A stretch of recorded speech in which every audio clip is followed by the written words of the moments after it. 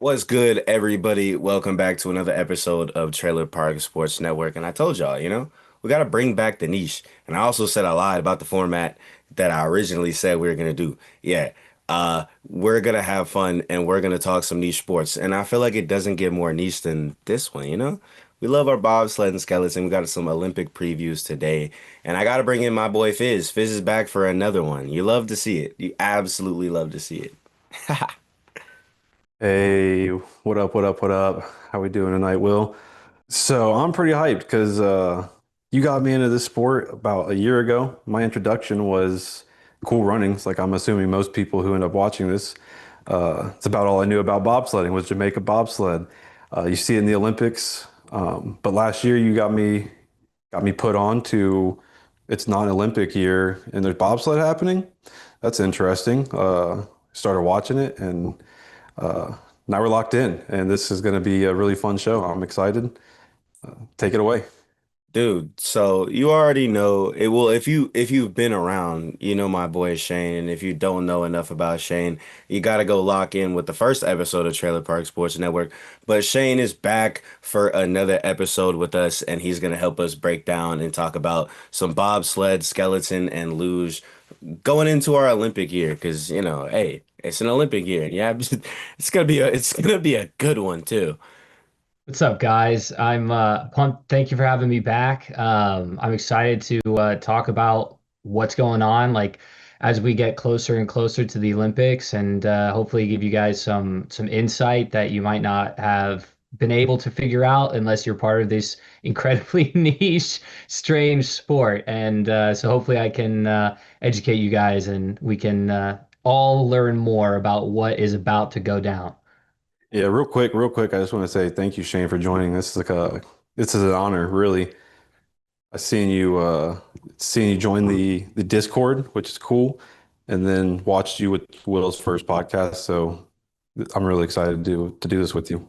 Thanks, man. I'm very happy to be part of the Trailer Park Sports Network. This is like my favorite sports network out of all of them. You can keep ESPN. I'll stick around at Trailer Park. Hey, so I know Fizz has some questions, just like before we get into anything Olympic wise. Like I know Fizz has a couple of like general questions and they're probably questions that other people out there who may be listening definitely have. They're they're definitely thinking about as well whenever they're watching the sport. So take it away, Fizz. This is going to get real nitty gritty. As I've gotten into the sport, I've picked up on some of the things. Watching early on, I didn't understand what was happening. They'd say they went too high on a hill, and I didn't fully know what that meant. As it went on, I started to see that when they went too high, they might have came down too low, things like that. So I'm picking some things up. I hear a lot of people talk about track conditions, and that's one of the first things that I was thinking of today when I listened to Will talk to Mystique. If you haven't heard that episode, go listen to that. I listened to Will talk to you. Both you mentioned track conditions. The track conditions changed a couple things. So it changed the first thing that you're going to want to pay attention to with track conditions is what runners you put on the sled. So the runners are like the blades that go on the bottom. And so typically the track conditions are for like how hard or soft the ice is based off of like the temperature outside, and Yeah. then how frosty or smooth the ice is based off of the humidity outside. And then if there's snow in the track, or if the ice is really beat up, those are like the main things that you're kind of paying attention to when you're talking about track conditions, and you want to match the runners to the conditions so that it goes the fastest. So like the best example would be in general, thinner runners go faster. I'm sorry, thinner runners go slower. I apologize. Thinner runners go slower, but they dig into the ice more. So you got to think of it like it's more blade-like, right? Because all the runners, they're not actual blades. They're shaped like a U underneath here, right? And they're a couple millimeters thick. They're like 6, 7 meters thick or millimeters gone. Uh, and the thinner they are, the more that they'll cut into the ice, and so it gives you more control as a pilot. But it will slow you down overall. The fatter they are, the faster you go. But that's assuming like normal ice condition, no snow, right? Because if there's snow and you put fat runners on, it's like a snow plow, right? Like it's more surface area digging into and like catching snow, which is going to actually slow you down. So if you wake up on race day and it's like snowing buckets outside, you're going to want to put on skinnier runners. Despite the fact that in a different conditions, those might be slower runners, but today they'll probably go faster. The second thing would be how you're driving in terms of the humidity. So if the ice gets really frosty and you can feel it, and that's sort of one of the things that we do when we go on track walks is we're physically just touching the ice and trying to determine like how smooth it is and how glassy it is. Because if it's not glassy, um, you're going to go slower, number one, because again, like it's like catching as you go, but you're going to have a lot more control.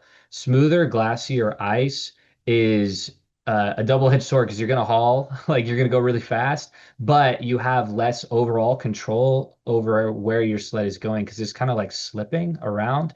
And those are kind of like the main things. And a lot of like countries, unfortunately, like some of the smaller countries that have smaller budgets can't do this, but like larger countries like Germany and Switzerland and the United States can get different runners and have different sets and they get like they prepare three or four different sets of runners at different sizes in order to get ready. Sorry, that's my cat. In, they prepare these different runners for the day and then they know like okay these are the conditions today I'm going to put these on for the race. And if you're from a smaller country that doesn't have those things, just kind of out of luck, you put what you've got on and you go and you just pray that you drive and like the conditions end up being like beneficial for you at some point. Like because also the weather conditions can change from the beginning to the end. So like this is a big thing in St. Moritz because it's a natural ice track and it's like hand built every year. And as it gets warmer, it's more beneficial because it's going to go a little bit faster because you're going to get a little bit more like melt on the top. And so going earlier in the lineup is not even any like advantage, where normally going early in the lineup is an advantage, but at St. Moritz specifically, it's not. So those are there's a lot of things to consider when you're talking about ice conditions.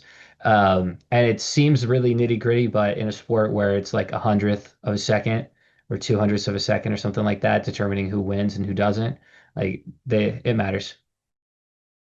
Yeah, that makes sense. And that's what I was wondering is more of the how the driving aspect changes more than 'cause I understand the conditions change and everything, but I didn't know if that changed how you maneuvered on the course. So it will. Sorry, I should have gone to that. I got Because distracted. that's more of what I was thinking of because I've heard everybody talk about conditions and how it being colder, the ice gets colder or warmer. But does that change how you take angles? It does. It does. So it doesn't necessarily change the line that you're attempting to go on. So like the fast line is the fast line. Sometimes there's more than one fast line, but that never changes. However, if you are in like sticky ice or frosty ice, or you're running thinner blades because of those conditions, uh, smaller amounts of pressure that you put on have bigger outcomes. So the normal drive that would happen to you if you put, I don't know, like 10 pounds of pressure on the rings might turn you 5 degrees more than it would have yesterday. And so when you come out and you're checking the ice conditions, it's kind of telling you like you need to be really, really gentle and soft with your hands, or hey, you're gonna have to turn a lot harder to get this thing to slide and like move in the way that you want it to get to move. Okay, okay, that's interesting. Yeah, it's just that was something for me personally because I'm trying to pick up on the sport a little more and understand what I'm watching when I'm watching it, just to do the sport due diligence and Yeah. help myself out. So It thank you all for that. it also makes it really tough to learn because it's constantly changing. So like if you stripe a run and it's like maybe the first time you've ever successfully gone around a curve and taken the correct line and it's like oh and you go, "Oh, that's all I got to do is I need to pull this hard." That's not true because the next time you come out, if the conditions are different and you pull the exact same way, you're going to get a wildly different result. And so Okay. you have to sort of memorize. lines and then like learn many different ways to get to that line and then sort of match that in your own brain when you're going down on a particular day, which is one of the reasons it takes so many years to get good at this.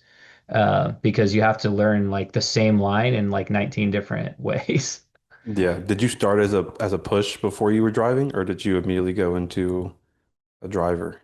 I went immediately to driving. I was because I came from two different sports, which were sort of like individual sports, because I did track before that, and then before that, I played tennis.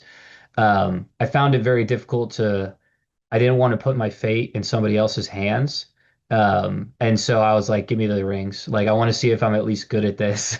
And then Yeah. when I went out there and I had a pretty good knack for it, I went, yeah, this is what I'm gonna do. Like it's and that's not to say, you know, like the brakemen are unbelievably important and it's more common to go from being a brakeman to being a pilot.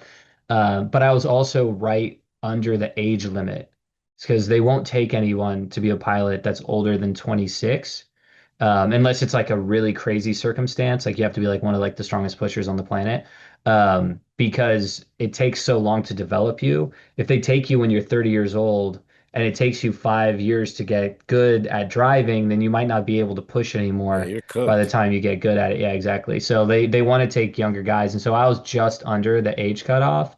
And so when I had the opportunity to go out and try piloting, I was like, well, I have to do it this year because they won't take me next year. And then I ended up being good at it, so I just went straight into it. That's really cool. Thank you for that. We can get back into the upcoming Olympics, Will. Oh yeah, dude. I'm hyped for these upcoming Olympics. Obviously, you got your starting with our bobsled because that's definitely what Shane knows the best. You got your two man, four man, two woman, and the monobob. It's kind of, weird looking back at it, Men's bobsled started like what back in 1924 and women started in 2002.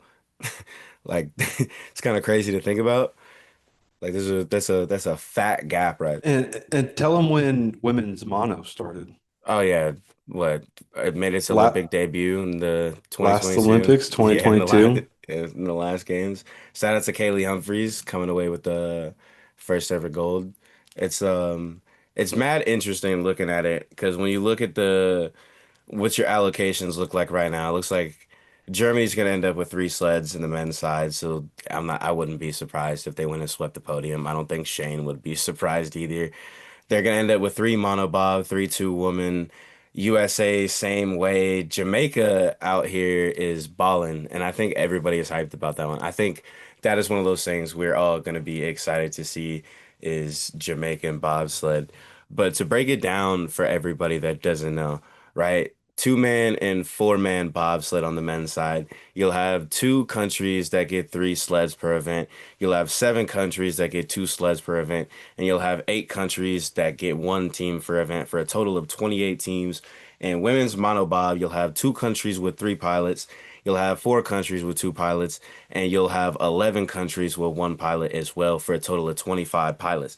And the two woman bobsled, it is slightly different. You'll have three National Olympic Committees, three countries with three pilots. You'll have five countries with two pilots, and you will have six countries with one pilot for a total of 25 teams again.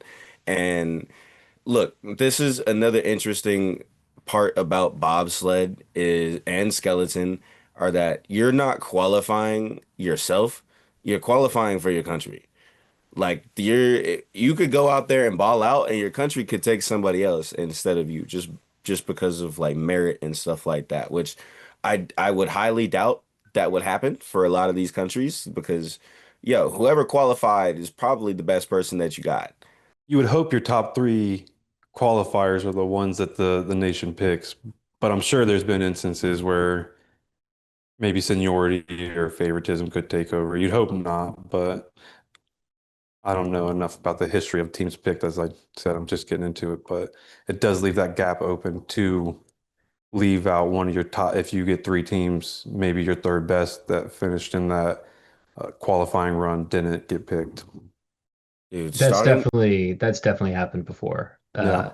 For many countries. Yeah. Many countries, just because there's uh you can qualify through any circuit, right? So we've got four circuits. We got the World Cup, we've got the European Cup, we have the North American Cup, we have the Asian Cup. The World Cup is worth the most points all the time, right? It's when you go out there, you're more ranking points, total IBSF ranking points are on the line. And the other cups are worth less points. I believe it's like if you win, it's equivalent of getting like sixth or no, or like 11th place or ninth place, something like that on the World Cup.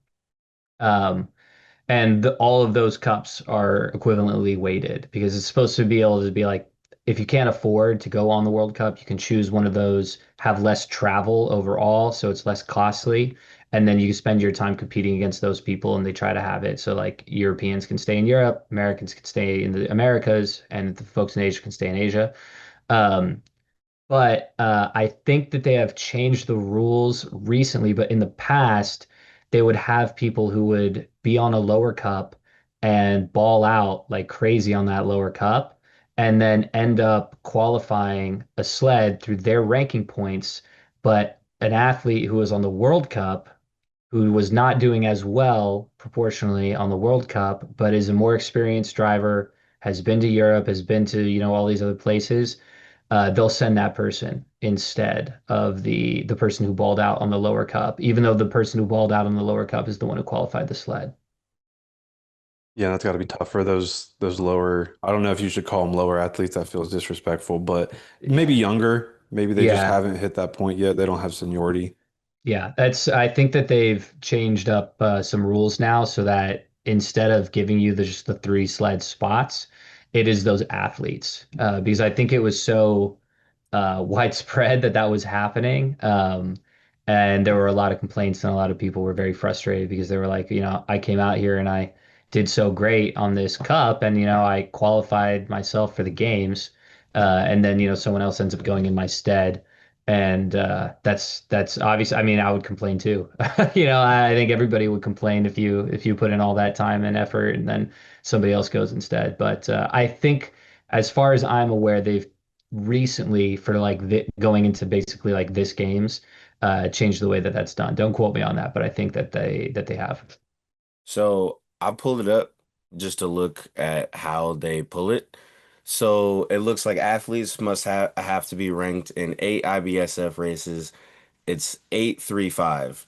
Eight races, three different tracks and they have to have ranked in five of those races on two different tracks during the 2020 between October 1st, 2024 and January 18th is looks like in 12 days we're gonna find out when everything is like fully set. For the most part, it looks like we're set.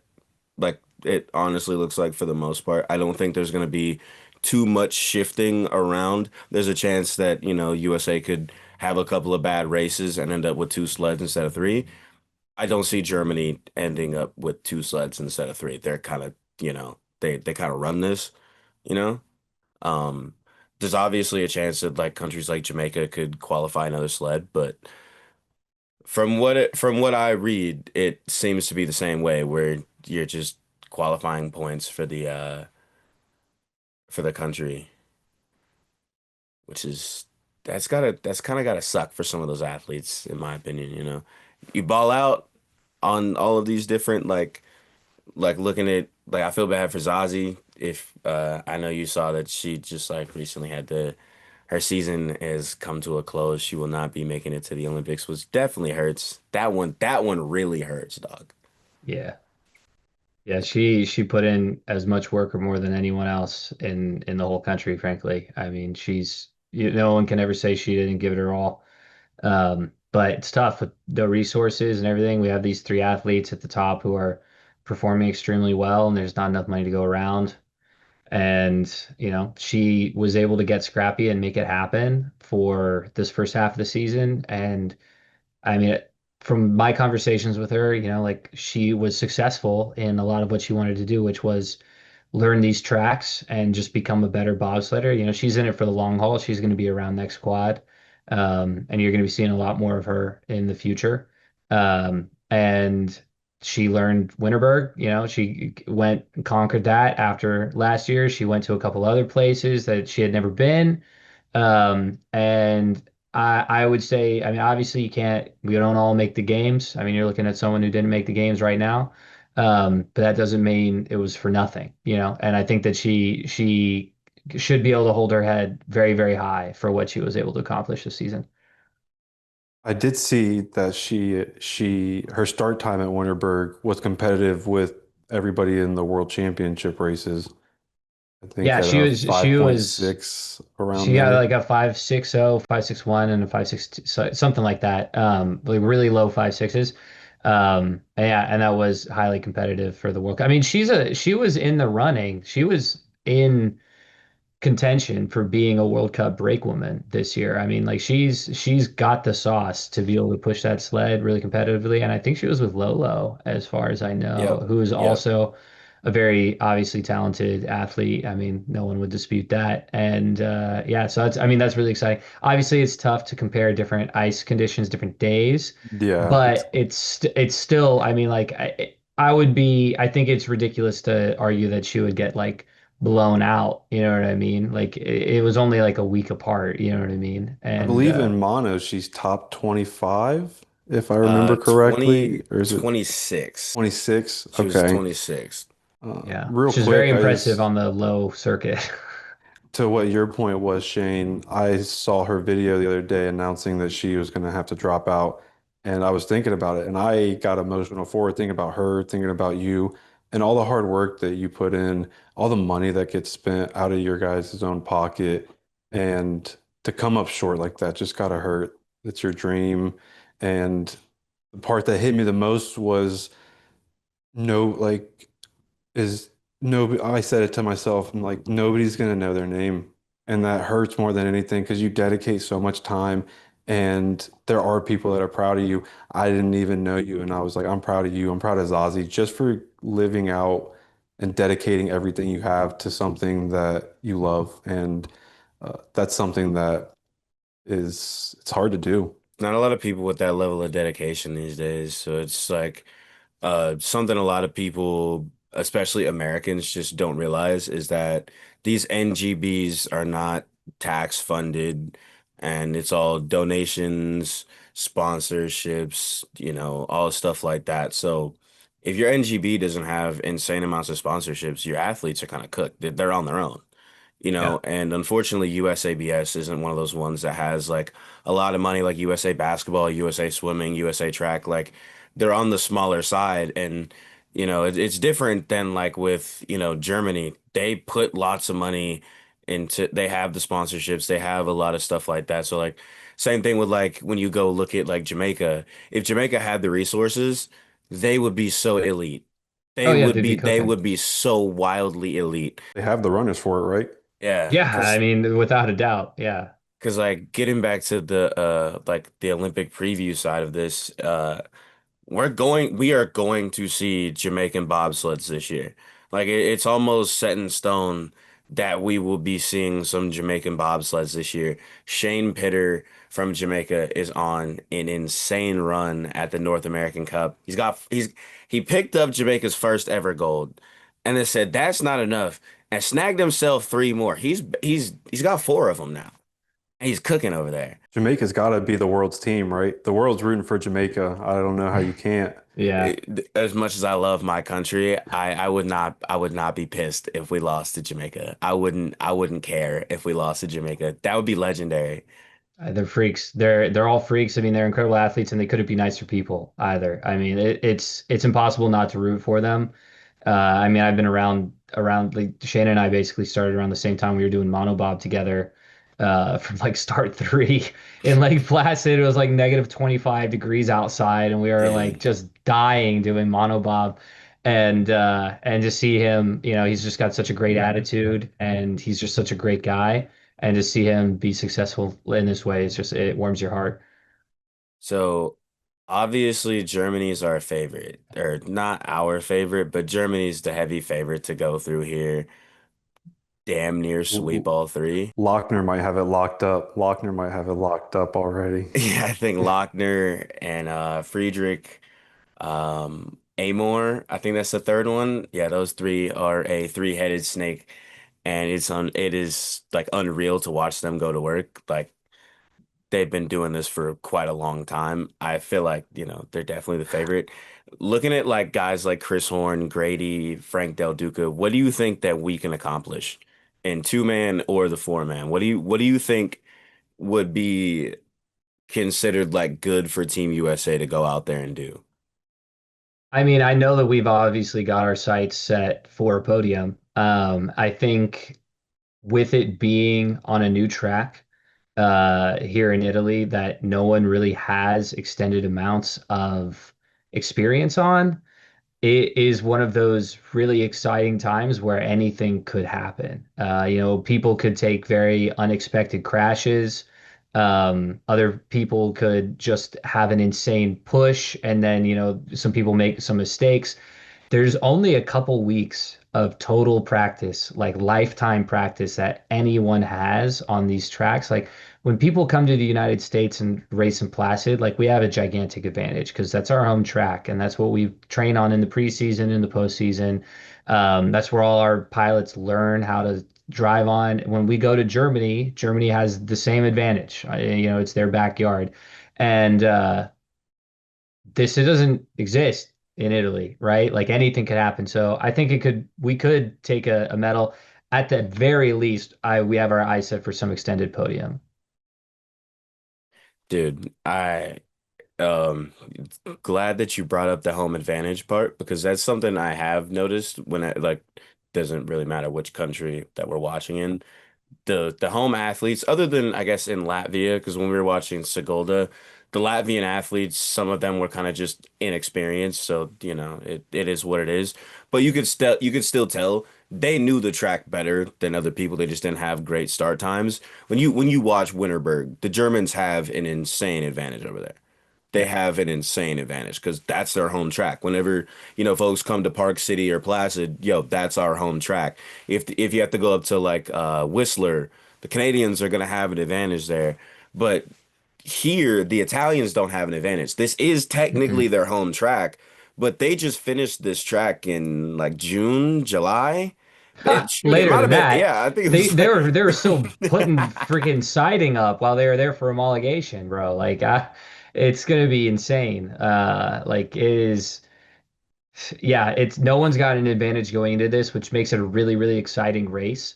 And really anything could happen. It's one of those things where it's so new and there's such a lack of advantage. Like Jamaica could come through and do something insane, right? Like it's not unreasonable to think that Jamaica could come in and have an unbelievable start time and then be, up in the mix for that like a top 10 finish just because they pushed so well and they're not that less experienced than anybody else on there. And Shane Pitter obviously understands the core concepts of driving. Um, Canada could come out and do some dark horse stuff. Jay Dearborn is unbelievable. Pat Norton, they're incredible push athletes. Um, yeah, I think that we're hoping to get at least one top six finish.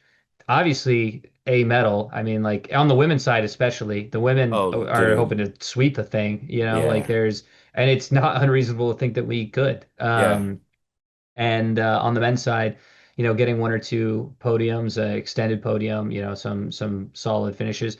Grady did not participate in the homologation, so he would be showing up completely sight unseen to that track as a brand spanking new track, which is a little bit of a disadvantage for him. But I'm sure there are some other athletes that will end up at the games that did not participate in homologation either.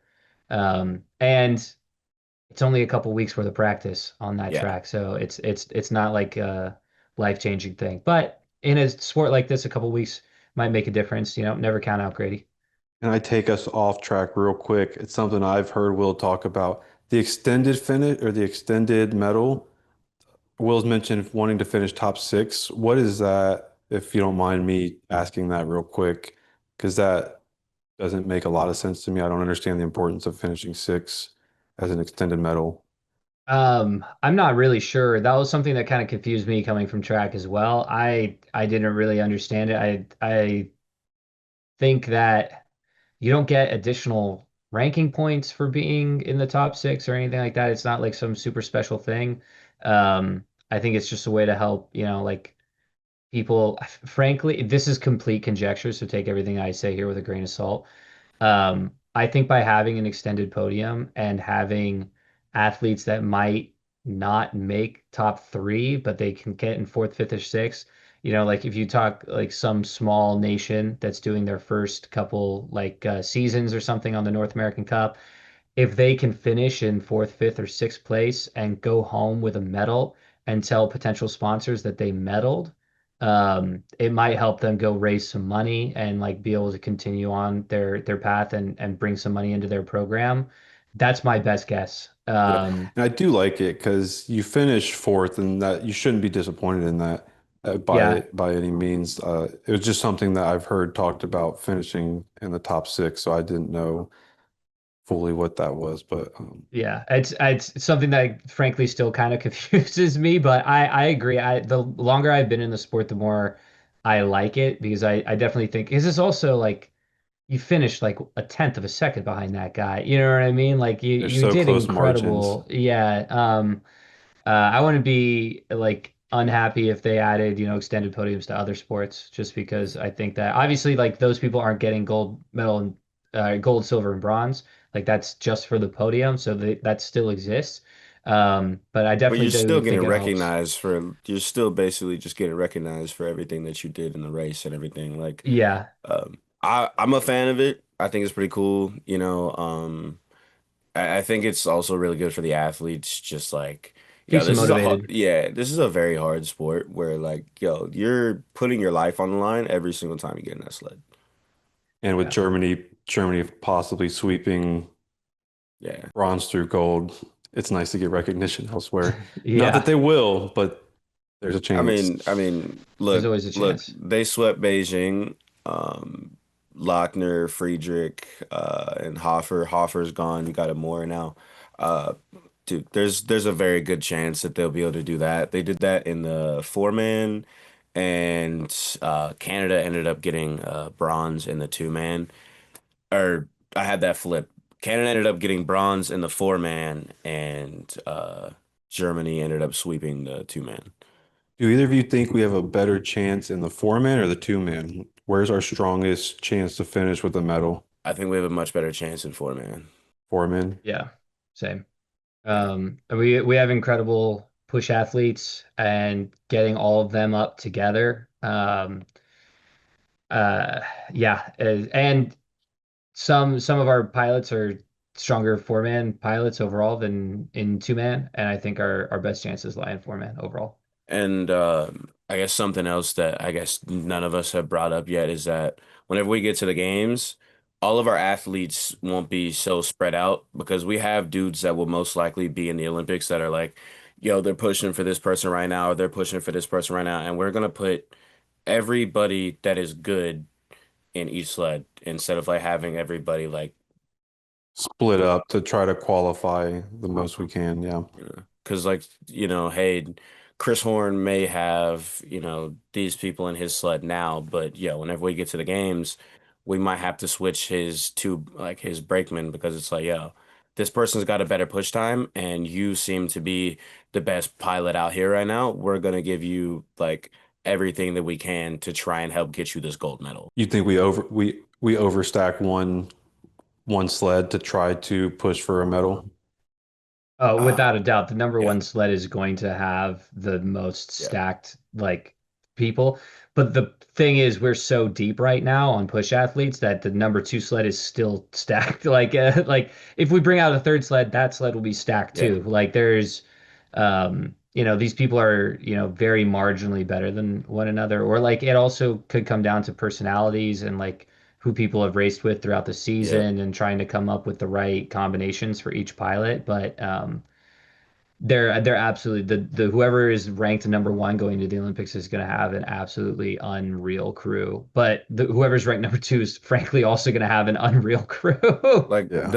the thing that I can from my casual perspective that I've just, picked up on over the last year watching this, we have great push athletes. The only thing that is honestly like the main difference between the women's side and the men's side right now is experience in the pilots. Like the women, like we've got Kaylee Humphries, she's been doing this for a freaking minute. Alana Myers Taylor, she's also a vet, and Keisha Love has stepped onto the scene, and she's kind of like the new dog on the scene.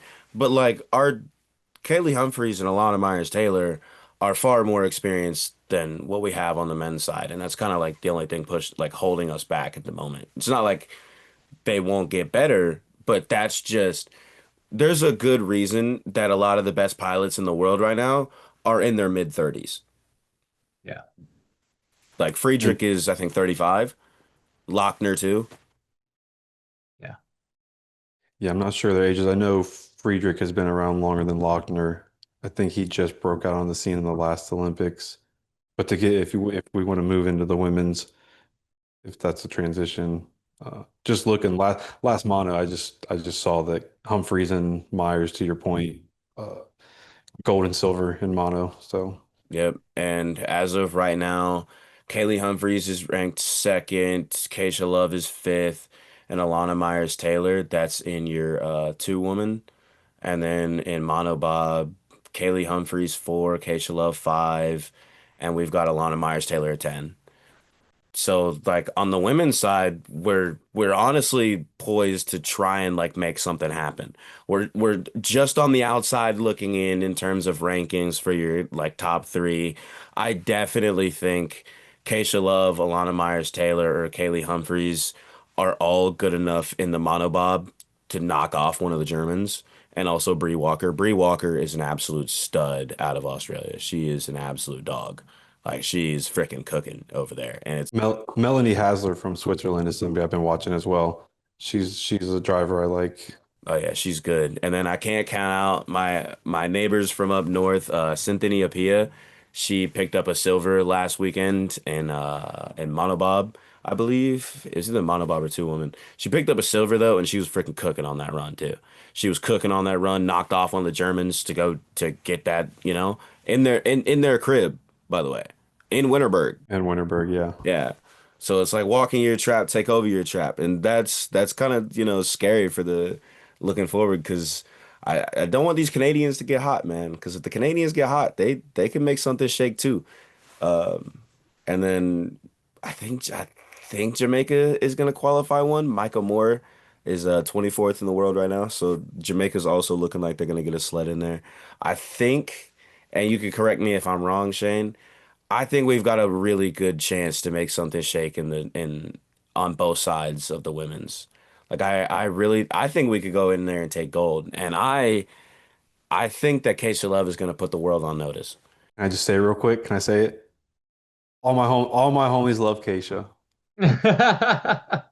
This guy, I'm sorry, I had to get that out there. Keisha Love super fan over here. Oh yeah, oh yeah. There's nothing stopping us on the women's side from having like a unbelievable run. Like every and like it's impossible to even say one over the other because they're so experienced, they're so good. Keisha's such a great athlete. There's yeah, the sky's the limit for us on the women's side. Absolutely. I'm hyped for it because the men's side might be a tad disappointing, but it would be cool to see like Don't count us out. yeah, Don't count us out. I'm not fully counting us out. I'm not fully because new track and anything can happen on a brand new track. You have no idea. Like I've noticed it's a pretty volatile sport. You have no idea what can happen on any given day. Somebody could just have a bad start. Somebody could just not get in the sled on the start. That is a Now, very real possibility. can I ask in the World Championship Series, they started out in Milan week one. Is this that track? Yeah, Yes. Okay, okay. yeah. That's why they started there. Because I was another thing that was going to lead me to is Keisha that first week did amazing, Yeah. and since then she's struggled a little bit more. Do do we think that going back to that track she'll get her advantage back, or I wouldn't I I don't see why not. wouldn't I wouldn't say advantage, but I think she'll not an feel advantage? comfortable. Yeah, I think she'll feel comfortable because she'll have confidence that the last time she was there, she did good. And like those European tracks are kind of wicked. yeah, Like yeah, they that are. it's And what, second year on the World Cup circuit? Dude, that's hard to go in there and do. And also like last week in Winterberg, the track conditions weren't amazing.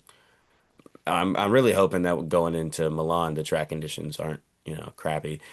It was kind of cool that Milan track as the race went, it didn't lose its speed. Like for the entire what, 2 days, 3 days, it didn't lose its speed at all. That's fascinating. Because a lot of those tracks usually get slower as the day goes on. That track did not. I don't know what they did over there, but they cooked. Yeah, Maybe I have that's no what idea took what them that so was. damn long. Maybe, yeah, they got magic ice out there. Yeah, they got magic ice over there. Y'all want to get into skeleton? Let's Let's do do it. it. Dude, oh man, I'm hyped for this one because I think you know, I men's side, I we got we're gonna have Austin Florian. I would assume that is going to be our representative because he's also our other half of the mixed side with Mystique Rowe. And then I know Mystique will probably be our women's representative. We have two slots. Who was our other one? Kelly, Kelly? as far as I know, if unless things have changed, I believe it would be Kelly Um, Curtis. Kelly Curtis, Yeah, definitely. Kelly. She's number 20. Yep. Yep. And She's a Mystique dog. Mystique had a rough start to the year, but she's kind of started to like get back in the zone. Started the year with the silver. That Yeah. was that was solid. Going over to Saint Moritz this week. So ooh, that's gonna be a fun one. That's gonna Yeah. be an I'm interesting excited to one. see that. The first track I watched was Song Words with You, Will, and learning that they built that by hand every year is makes it fun, makes it more fun. It, Austin Florian's got some ground to make up. He's sitting at 14th. You think he can make something shake at the games?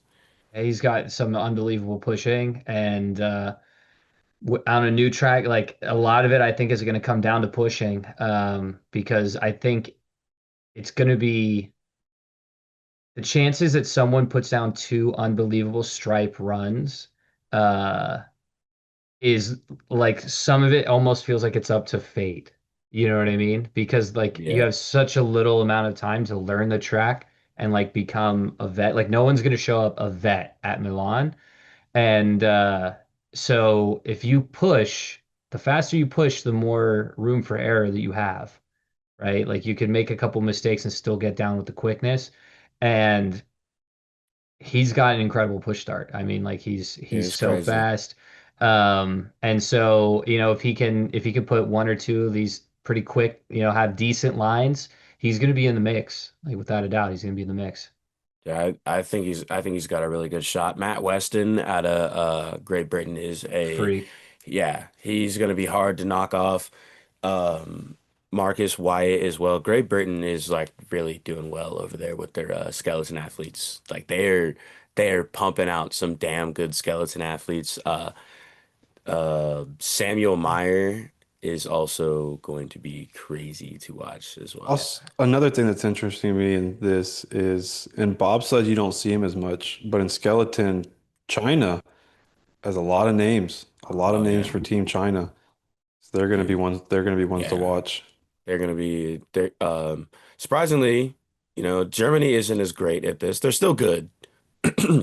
They're still pretty good, but they're not as good at this one as they are at bobsled. They kind of run bobsled, but over here seems like Great Britain is your favorite to go take a couple of medals. But yeah, China's crazy. They have China's four pretty in the solid. top 12. Yeah, That's it's insane. crazy. Yeah, they're gonna be unreal to watch. They're gonna be unreal to watch. I Mixed events making its debut in this Olympics. We took the gold for in its debut in the World Championships. Do you think we can run it back? Yes, we're gonna win that. That's my put the money line on that. We're winning that. Austin and Mystique have just got a great dynamic together, Money, and I don't know what it is about those two when they get in that mix, but they just do it. Like they they lock just in, get it. dude. I think they both have a track background, as far as I know. And so like those two together, with the slightly different rules of the mixed event, I think they were just built to do that, honestly. I can absolutely see them winning that like dude, full out. dude. But Tabby and Matt, and Tabby and Matt versus Mystique and Austin. Now, anybody listening, dog, that is gonna be cinema to watch play out. That is going to be absolute cinema to watch play out. The two from the UK and the two from Team USA, because Tabby and Matt ended up taking gold in the first one of the season, and that was a beauty. That was an absolute beauty. I know Austin and Mystique were probably a tad disappointed in themselves, but they went out there and they put down a hell of a run. Like both of them laid down some insane runs, but Tabby and Matt are kind of cut different. So that's Yeah. going to be very fun to watch play out this year. Yeah, I completely agree. It's going to be wicked. So with that being new, could we just give a quick explanation on what do you expect to to explain how a doubles skeleton even works? Because in your head, like there's one person sliding down. How do you do a double? Two runs. Two different runs? Yeah. So men's run, women's run, combined times. I don't remember if it's just single Ooh. runs, isn't it? It's just single runs, isn't it? Or is it doubles? Yeah, I think the Olympics it's might be double. Is it the four? the female always will slide first, and then I think there's like four total. I think it's woman, man, as far as I know. And then the the other main difference is there's a like a light system with a sound. So that's Yep. one of the reasons I mentioned their track background being advantageous because they have to go off a gun, basically. It's a very predictable gun, thank God. But it's a gun nonetheless, and you could false start, and that's not very good because you'll get like penalties to your time and everything. Um, but that is the main difference because in bobsled or normal skeleton you have a window of time that you can go whenever you want within there. And I think that their track backgrounds make them uniquely good at going off the gun because it's almost like imagine you got to run the 100 and they went 3, 2, 1, go. You know what I mean? Like Yeah. we'd see some faster 100-meter times because you wouldn't see that delay. And they're just cracked at it. They're really really good at it. And I think that's one of the biggest advantages they have is that their ability to have just such a short um, like reaction time to that gun. And in a sport like this, it makes a huge difference. Oh yeah. I do gotta say, I misspoke earlier. I said they won the first one. They won the third one. I forgot that this event has been around since 2023 in the IBSF World Championships. It did not make its debut last year. It's making its Olympic debut this year. But looking back at your previous winners, Mystique Rowe, Austin Florian took gold this year. Tabitha and Matt Weston, or Tabitha Stalker and Matt Weston from Great Britain took your silver, and Dan Zhao and Qinhui Lin from China took your silver. And then Hananese Christopher Grothier from Germany took your gold. They've got two golds over there. Tabitha and Matt have taken silver twice. I don't think they're gonna want to take silver again. That's something, you know what I mean? Like they've sat there and they've taken a couple of silvers. They finally got their gold at the first event of this season. Dude, they're gonna be a hard out. Like I said it earlier, but like looping back to that, they're gonna be a hard out. It's gonna be a spectacle to watch, like truly. Well, just as far as ranking goes, Matt's number one in men's, Tabitha's top five in women's, and I don't know based off other teams that might be the best combined like, rankings per team. So you would assume that they might be the favorites in that. But USA might have something to say. Yeah, I imagine they're the top favorite overall, but uh, Mystique's a freak in nature, and so is Austin, and their mental game is strong, and they know that they go well together and they compete well together. So I mean, I would be looking towards a medal for that team right there. Yeah, and to your point, for a sport that gold and silver can be the difference of a hundredth of a second, that start time with the gun is gonna be huge. So that'll be fun to watch. Keep an eye out for that one. Oh yeah. So your last gold medal winner was from Germany on the men's side. You got actually they took gold and silver last time, and China took the bronze. So that's definitely I feel like that's gonna flip this year. I definitely think it's gonna change. I've Matt Weston is gonna be a hard out. I really think he's gonna be hard to beat. He's been cooking on the national or on the World Cup circuit this year. He's just been on a freaking tear. And I think he's gonna carry it into Milan. Um, on the women's side, Hannah Nice ended up taking your gold. Man, I think Mystique Rowe could put the entire world on notice. She is, like Shane said, she's a freak.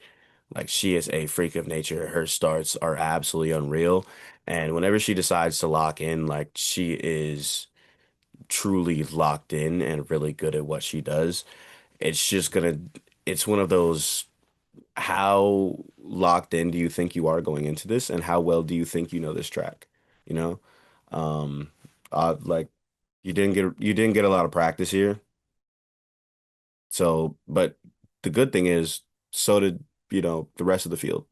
I mean, maybe the Italians have a little bit more practice here just because that's their home track, but like dude, the track got finished in like September. If they Bro, have the any track's extra still pra not finished. like And they they're got to travel and do these events too, if yeah, I'm Yeah, they not haven't had mistaken. they So haven't a had- they strong advantage over yeah. anyone they really, don't just get to sit at home this whole time and however practice much on they'd that one. like to. Yeah, yeah, No, they're gonna need it, right? they have nobody has an advantage. It's gonna be electric. Everybody's so concerned with the hockey and the Olympics, and everybody's like, so, dude, I'm far more concerned with this because I think this is gonna be this is one of those things that everybody going into the Olympics completely forgets exists, but once it comes on, they're dialed. They're absolutely locked into bobsled and skeleton because it's like, dude, you just sent yourself down a mountain of ice on a freaking cafeteria tray at 90 miles an hour. Are you kidding me? Are you freaking kidding me? Like, dog.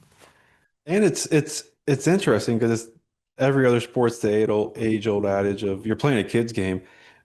It's kind of just sledding, right? Yeah. And it's obviously much more complicated than that, much more dangerous. But you're sliding down a hill like you Yeah, did when you they were a they just kid took it to the absolute to the most extreme. extreme level. Yeah. Sliding sponsored by Red Bull. Yeah, literally. Dude, dude. And then last, but certainly not least, in our sliding preview, the thing that we all know the least about, luge. Because I tell you one thing, I have not kept up enough with the Luge World Cup and everything that's been going on this year. I do know that Team USA going into this is looking pretty hot. Like, Team USA is honestly cooking during this World Cup circuit. We have qualified quite a few sleds on the women's side. We've qualified three singles and two doubles, I believe. Actually, From the one, look yeah, from the one looks of it, the doubles. women's might not have any two doubles. We've qualified one double sled on the women's side. Nice. Okay. There's no country that's qualified too. So I wonder if Yeah, they it's will have all. I think it might just all be singles on the women's side. okay.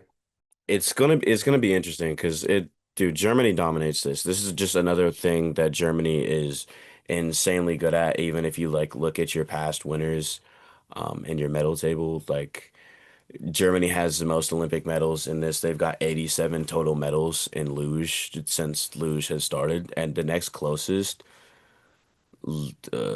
Austria, with 25.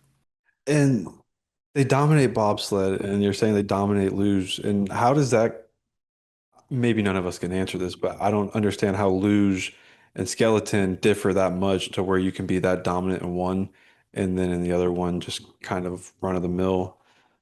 I I mean, I have a wouldn't. little bit of an answer for that. Okay. The Okay. main thing is so luge, both in the United States and globally, um, is in terms of driving, debatably, right? But the most difficult to drive because the blades on the bottom, the runners on the bottom, are the thinnest. They're very blade-like. Um, and so the control that you have over the sled is extreme, which means any tiny little movement that you make is going to have a very significant like outcome. And so learning how to drive a luge sled is incredibly, incredibly difficult to do. Um, because maintaining the fast line with that much G-force pressure when any teeny tiny little movement is going to throw you right off the line is tough. So like in the United States, we have a luge program that takes kids from like 8 years old and moves them up. Like they really like you basically have zero chance of getting on the luge team if you do not come through that junior program. You have absolutely no chance. Oh, Because it's very gonna good at like development. they're not even gonna take you unless you got like 10 years of experience by the time you're like an adult. And then obviously they have those physical attributes to be able to like paddle themselves down. I don't even really know, pull themselves down, whatever it is. Um, and I think because Germany has a very robust program, because they have junior bobsledders as well. Like we don't really have much of a junior program in the United States. Like we technically have one, but it's not very robust anywhere near the way our luge program is robust. Skeleton's the same way. Germany, I think, in a sport where you have to start really, really early, and they've got like government funding and everything like that, is going to make them pretty good. Skeleton, it just doesn't have that same. Um, you have the least amount of control over a skeleton sled over the three. Um, Not to say you don't have control, not to take away from their skills. Obviously, they're unbelievably skilled and everything like that, but it's not quite the same level of control just because the blades or the runners. I say blades just for normal people, but like because those blades are less blade-like, you just don't have the same level of control. Which I think is one of the reasons. It's not necessarily that Germany is like underperforming skeleton. I think other people are overperforming Okay, in okay. comparison, where it's just like you cannot show up at 20 years old and say, I'm going to join the luge program. It just cannot be done. Which makes sense going back to your point in skeleton where your start is the most important thing, which would show why some other countries would be more dominant in that. But okay, Yeah. thank you for that. That's interesting. Yep. And I'd also add they're not necessarily like bad at skeleton or It's anything. not that they're bad, it's just that they're so dominant in bobsled and in luge, and they Because don't have that same dominance. So I was just wondering where that. they're still third in the medal table all time with on the women's side, six total medals, two golds, three silvers, and a bronze, you know. Yeah. USA leads, but most of USA's medals in that are definitely from quite a while ago. Are they? What do you have in front of you in the last gold medal that USA has won? Um, If not, we don't have to dive too deep into it. I was just off the top of my head was curious, but 2002. all right, so it's been a while. Yeah. Yeah, that's definitely been a while. Oh yeah. All right, cool, But cool. dude, I'm absolutely juiced for this Olympics. I think it's gonna be a hell of a time, you know, like getting close to wrapping all of this up because like there's not necessarily much that we could add to the luge side of things, unfortunately. For anybody that was watching that wanted to hear a lot about luge, I'll get into more of that like on the Instagram side. There's not really much that I can add right now Just to give be us some completely. time. We'll learn. We'll learn it. Give us some Yeah, Yeah. time. I'm not as valuable on the luge side, unfortunately. We'll pick that one up. But going into the games, you got any solid like takes or anything when it comes to just everything?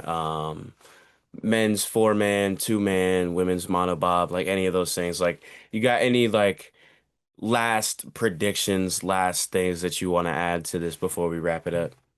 Uh, Easy. My take is that the United States is going to win gold in everything, and everyone else can enjoy it and eat our dust. I see a world in sweeping women's podiums Yeah, for exactly. bobsled. We're taking gold, silver, and bronze for everything, and everyone else can deal with it. I do genuinely see a world where we could we could sweep the women's sweep on the women's side. The men's side is gonna be a little bit of a hard one. I do think that we medal in men's four man. I think two man might be a little bit difficult for us just because like, dude, I'm sorry, those Germans are insane with their pushes on that two man. Like they are machines. They are genuine machines and they don't make many mistakes. And I think this what it's going to come down to is which pilot makes the least amount of mistakes, which should definitely just be a given. But some people can overcome that with a push time. I don't think you're going to on a brand new track. I just don't think you are. So it's going to be a difficult one. It's going to be very interesting. I'm hyped I'm excited. regardless. I'm Yeah, excited. I'm so I'm excited. so hyped to be into the sport now. Last thing before we go, I just want to say, Shane, do you have anything to plug? I know you got a foundation So that you're working with. I've got, so thank you. This is my my big plug here at the end. Um Let's move it to the I've front. Move it to the front. Yeah, we'll move this to the very Sorry. front. In post, we'll move this right to the beginning. I've been working with I founded this thing called the American Paragons Foundation recently, which is basically built to help fill the gaps between like funding opportunities and things that these Team USA athletes get.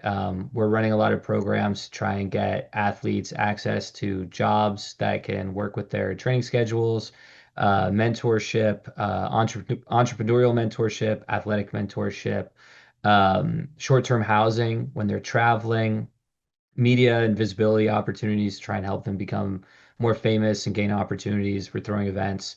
We're doing a lot of stuff just purely to try and support our national team athletes and give them better lives because it's a very difficult life to be on the national team in any sport, really. I mean, maybe if you're in USA basketball, it's probably pretty chill.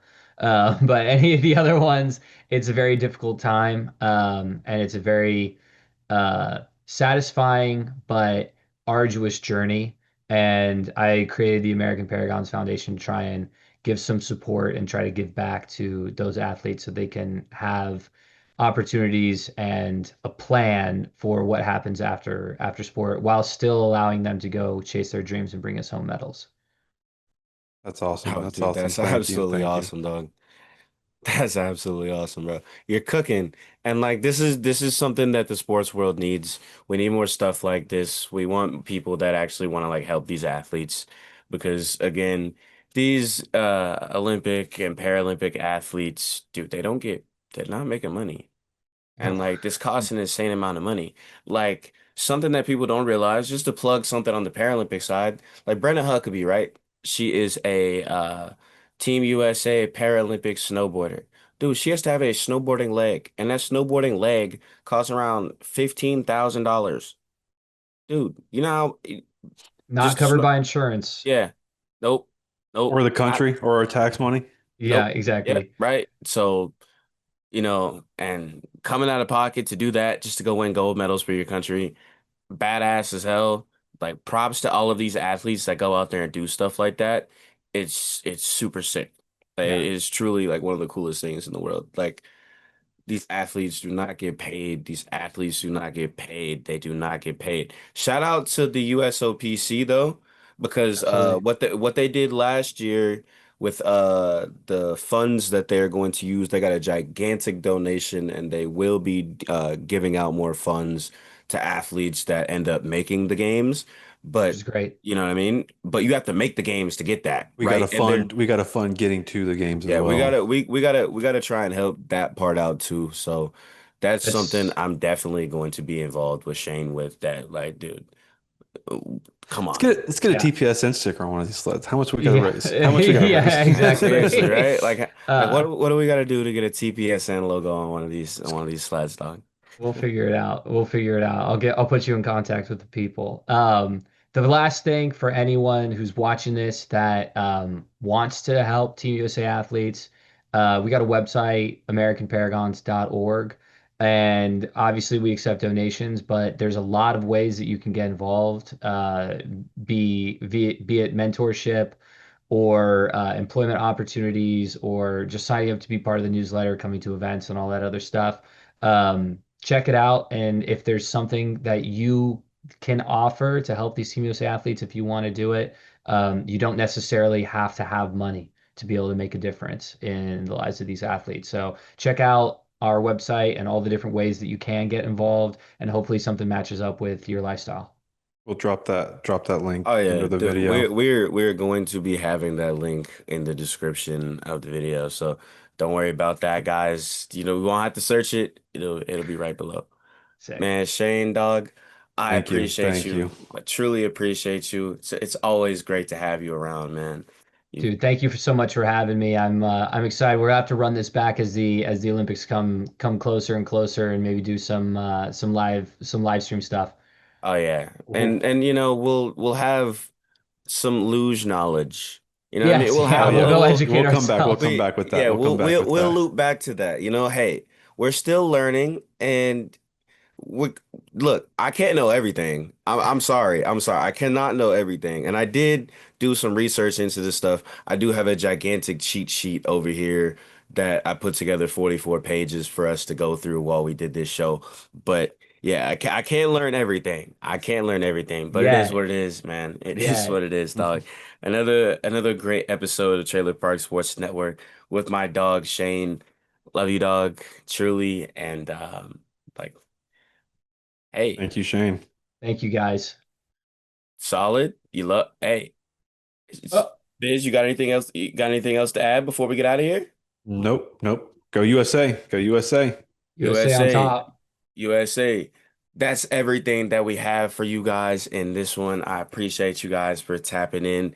Shout out to my dog Shane for tuning in. Shout out to Fizz. You already know what it is, man. Me and Fizz are going to be talking niche sports till the freaking cows come home, boy. Like we're just gonna keep doing this. We're having fun. Love the niche sports warriors, and I appreciate you guys for tapping in. And that's another episode of Trailer Park Sports Network. Peace.